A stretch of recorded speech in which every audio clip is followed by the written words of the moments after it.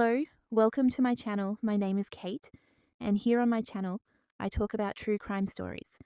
Please remember to show your support by liking this video, subscribing to my channel, and hitting the notification bell so you never miss out on any of my future videos. Thank you for being here with me. Make sure to get cozy, grab some snacks, and let's dive into another true crime story. Michael Gordon Peterson, who goes by Charles Bronson, was born on December 6, 1952, in Luton, England. Let's just call him Charles for this story. He was one of three sons of Era and John Peterson. Interestingly, his uncle and aunt were both mayors of Luton back in the 1960s and 1970s. His aunt, Eileen Parry, once said, "As a boy, he was a lovely lad. He was obviously bright and always good with children. He was gentle and mild-mannered, never a bully. He would defend the weak." When Charles was a teenager, his family moved to Ellesmere Port in Cheshire, and that's when things really started to go downhill for him. By the age of 13, he was already hanging out with a group of 4 robbers and got in trouble at juvenile court for stealing. He had a knack for getting into fights from a young age and often skipped school. Later, he went back to Luton, which he calls his hometown. His first job was at Tesco, but he only lasted 2 weeks before getting fired for hitting his manager. After that, he jumped around a bunch of different jobs, working as a hod carrier and in various factories. His first time in prison was at Risley, where he was held on remand for smashing up some parked cars after a fight with his girlfriend's dad. He ended up getting fined and put on probation after his trial. Then he worked as a furniture mover but couldn't help getting into fights during his nights out. After getting into some petty crime, he found himself in serious trouble when he crashed a stolen lorry into a car. They caught him at his parents' place, about 90 miles from where it all went down. Luckily, the car driver walked away from the wreck, which meant Bronson didn't face anything too harsh, just some fines and probation. After his trial, he slipped back into petty crime and low-paying jobs. By 19, he got busted for his role in a smash and grab, and the judge gave him a suspended sentence. In 1971, Charles met Irene Kelsey, who thought he was super different from other guys she knew. She mentioned he always wore sharp suits, had neat sideburns, and spoke with a Cockney accent. 8 months later, in 1972, when Kelsey was 4 months pregnant, they tied the knot at Chester Register Office. But 5 years down the line, they divorced, and Kelsey eventually remarried. Charles got convicted for armed robbery back in 1974, when he was just 22 years old and ended up with a 7-year prison sentence. Things quickly went south for him after he attacked 2 other inmates for no reason and landed on the punishment block. In 1965, he refused to work while in prison, which led to him smashing up a workshop after getting into a fight with a prison officer. That sent him straight back to the punishment block, and they tacked on an extra 6 months to his sentence. He didn't make things easy for the staff and spent a lot of time in solitary confinement. At one point, he even attacked another prisoner, John Henry Gallagher, with a glass jug. Initially, he was charged with grievous bodily harm, but they eventually dropped it to unlawful wounding, and he got another 9 months added to his time. From 1975 to 1977, he bounced around between several prisons, including Armley, Wakefield, Parkhurst, and Walton. He was transported all the way from Yorkshire to London, chained to the floor of a prison van, and kept in solitary isolation. He started a fitness program, but also kept getting into fights with other inmates and wrecking stuff around the prison. While he was in solitary recovering from a beating he got after punching a couple of guards, Charles got hit with divorce papers from his wife. At Wandsworth, he tried to poison the guy in the cell next to him and ended up being transferred to Parkhurst Prison in 1966. There, he became friends with the Cray twins, who he called the best 2 guys I've ever met. Ronald and Reginald Cray were identical twin brothers involved in organised crime in the East End of London from the late 50s to 67. Their gang, known as the Firm, was into all sorts of shady stuff like murder, armed robbery, arson, protection rackets, gambling and assaults. Charles ended up back at Wandsworth after he threatened to kill a prison officer. He spent 4 months in isolation when he got caught trying to dig out of his cell. Once he was back in the general population, he found the prisoner who ratted him out about the escape plan and attacked him, leaving some serious scars. The governor at Wandsworth wanted to move Charles, and the only place that would take him was the C Unit, Psychiatric wing at Parkhurst. So he was sent back to the Isle of Wight, where he ended up attacking another prisoner with a jam jar and got hit with a charge for grievous bodily harm. He also tried to take his own life and attacked another prison officer, which led to him being subject to a transfer direction order under the Mental Health Act. In December 1978, Charles Bronson showed up at Broadmoor, but was quickly moved to Rampton Secure Hospital. He had a tough time dealing with the forced meds and being around some seriously unstable and dangerous patients. At one point, he even tried to strangle a child rapist and murderer named John White. Later, Charles was sent back to Broadmoor, where he ran into Ronnie Cray. While he was there, he attempted to strangle another inmate, Gordon Robinson, but his plan fell apart when the silk tie he was using tore. After that, he got really down, but perked up a bit when Ronnie set up a visit with boxer Terry Downs. In 1982, he made headlines with his first rooftop protest after climbing to the top of Broadmoor. Not long after, he was back on the roof causing chaos and racking up about $250,000 in damage over 3 days before his family convinced him to come down. Eventually, after more treatment, he started focusing on art and ended up winning more awards for his poems and cartoons than anyone else in the place. He even staged a third rooftop protest, pushing for a transfer but once again got talked down. Then he went on an 18-day hunger strike, which finally got him a transfer to Ashworth Hospital in June 1984. Charles Bronson got used to the newer setup at Ashworth, but it didn't take long for him to fall back into his old ways.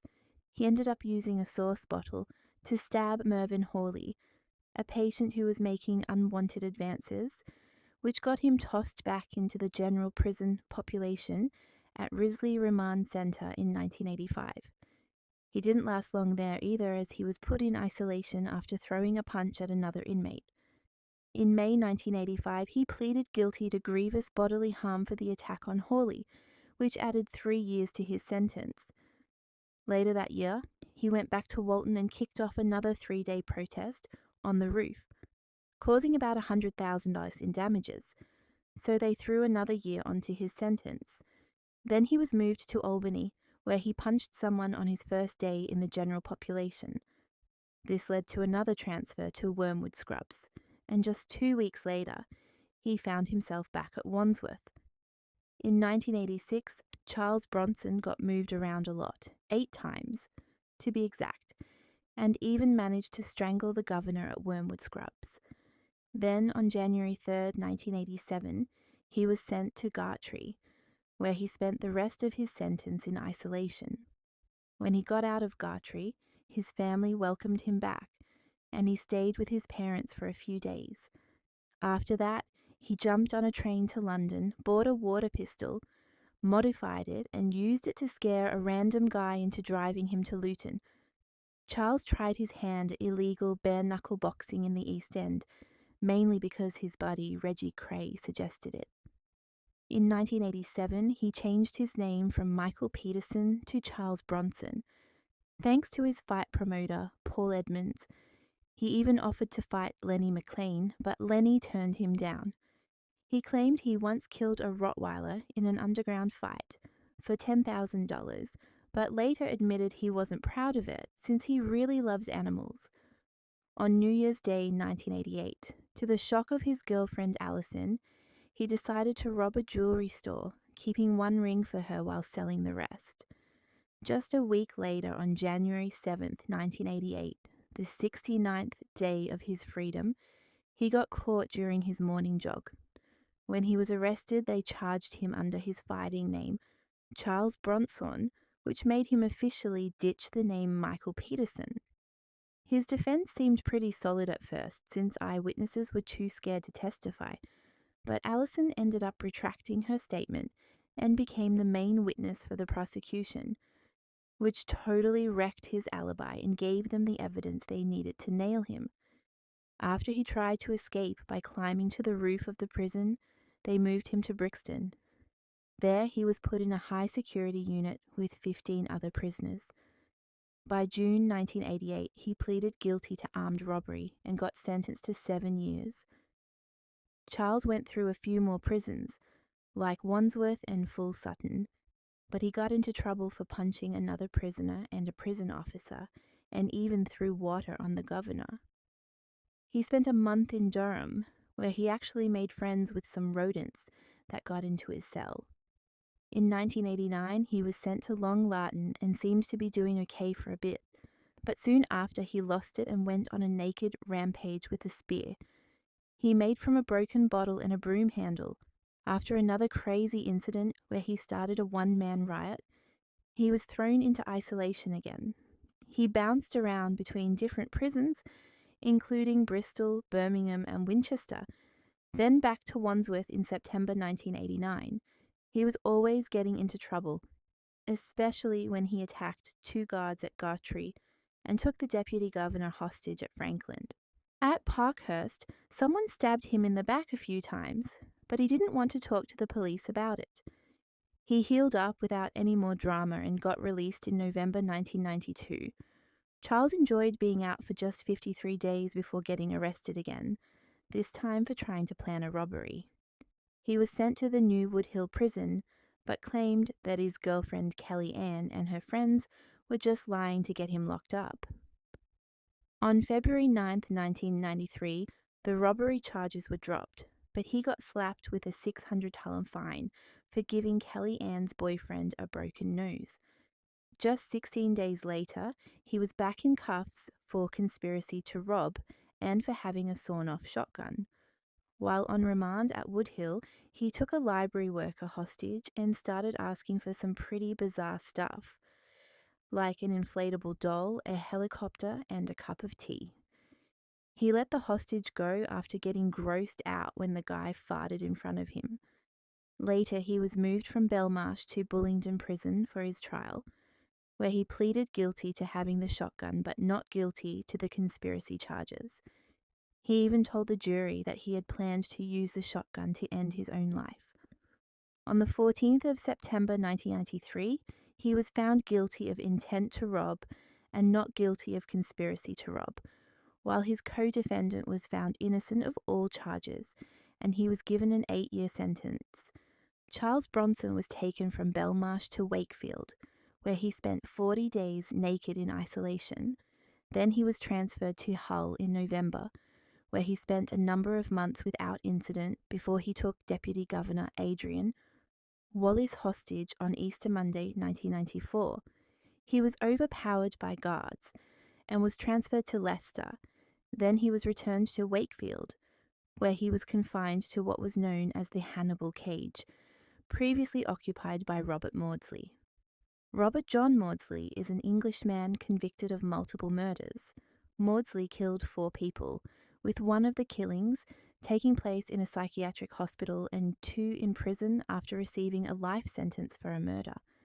Initial reports falsely stated he ate part of the brain of one of the men he killed in prison, which earned him the nickname Hannibal the Cannibal among the British press and the Brain Eater amongst other prisoners.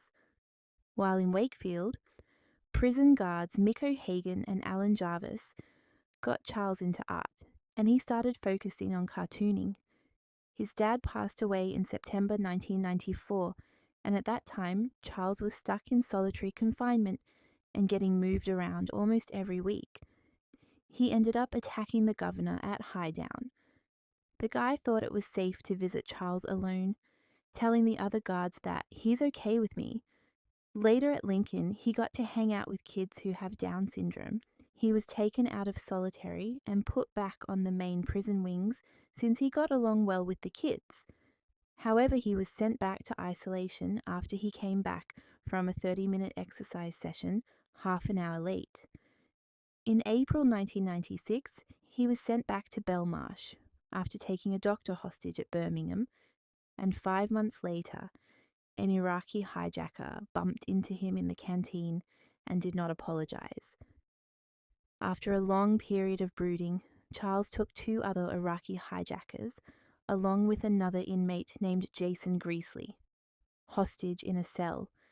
By his own admission, he was losing it badly and ranted about his dead father, saying that any funny business would result in him snapping necks. He sang and laughed and forced the Iraqis to tickle his feet and call him general. He demanded a plane to take him to Libya, 2 submachine guns, 5,000 rounds of ammunition, and an axe. He released Greasley but began chanting, "I want ice cream."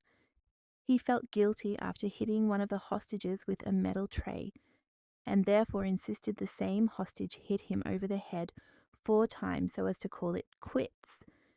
He slashed himself 4 times with a safety razor, but agreed to release the hostages and walk back to the segregation unit.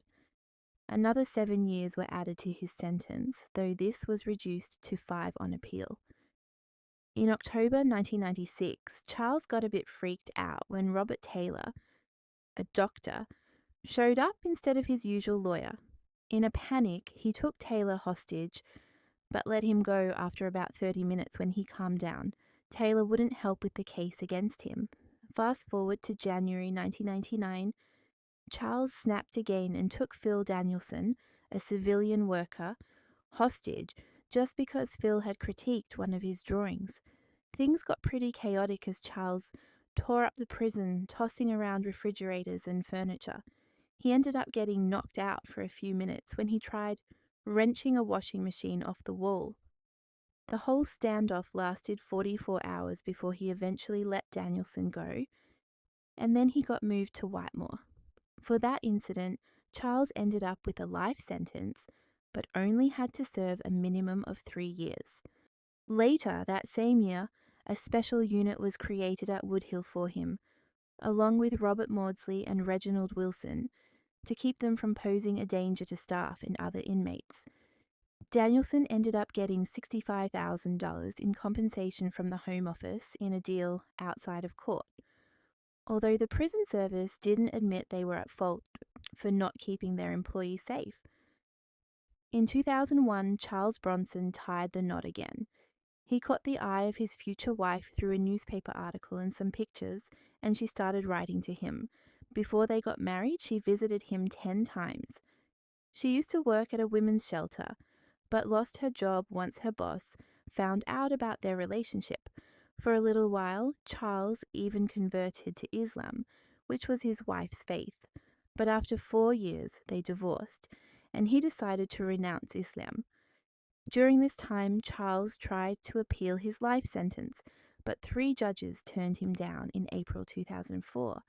He stayed a Category A prisoner when he was moved to Wakefield High Security Prison. He was supposed to have a parole hearing in September 2008, but it got postponed because his lawyer wanted a full day for the interview instead of just an hour. Finally, the hearing took place on March 11, 2009, but the board shot down his parole shortly after. While in prison, Charles Bronson got into fitness and claimed in 2008 that he could still do 172 push-ups in 1 minute and 94 sit-ups in 30 seconds.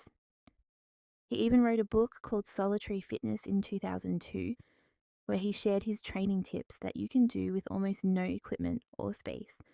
In August 2013, a petition with 10,000 signatures was put together asking for his release. He even wrote a note to Prime Minister David Cameron asking to live what's left of my life and not be buried in the prison system. Then, on February 28, 2014, Charles got into a serious fight with the prison governor in a TV room over some mail he wasn't getting. including 2 letters from his mum. The governor ended up with some bad bruises, and in July 2014, Charles was hit with a 2-year sentence. In August 2014, Charles announced that he was changing his name to Charles Salvador, in tribute to the artist Salvador Dali, and in a handwritten statement on his website, he stated that the old me dried up. Bronson came alive in 1987. He died in 2014. Under this new name, he began creating works of art described as fantasy reality, and a collection of these works was auctioned in October 2014. Charles proposed to actress Paula Williamson during a prison visit on the 13th of February 2017 and was accepted. She had been visiting him for 5 months, and according to Paula, Charlie is a changed man, and it is my hope that he will be released by my 40th birthday in August 2020. Paula, who had minor roles in Coronation Street and Emmerdale, married Charles in the prison chapel on the 14th of November 2017. It became known in July 2018 that Charles asked for a divorce after photo evidence of a young British holiday goer motorboating on her chest and inviting him and his friends to her apartment, whilst on holiday in Tenerife, was leaked to a newspaper. On the 29th of July 2019, Paula Williamson, aged 38, was found dead at her home, and her death was not considered suspicious by the police.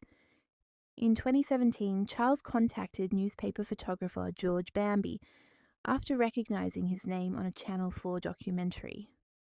After meeting, Charles gave Bambi hair samples for DNA testing. Bambi has since produced a certificate claiming that there is a 99.98% chance that he is Charles' son. In November 2018, Charles was found not guilty at Leeds Crown Court after being tried for attempting to cause grievous bodily harm with intent. The incident the previous January had involved the governor at Wakefield Prison. Charles said, "For the first time in 44 years in prison, I never intended to be violent. I never meant to hurt the governor." Earlier this year, it was reported that Charles Bronson was set to see the parole board in March.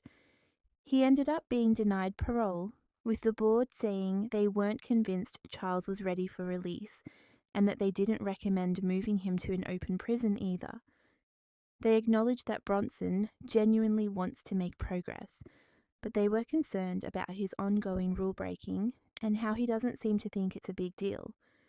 At his recent hearing, a prison psychologist mentioned that while Bronson might pose a moderate risk of violence in jail, he would be a much higher risk if he were released. And that brings us to the end of today's story. Please remember to like this video and subscribe to my YouTube channel. Have a great day and stay safe out there. Bye.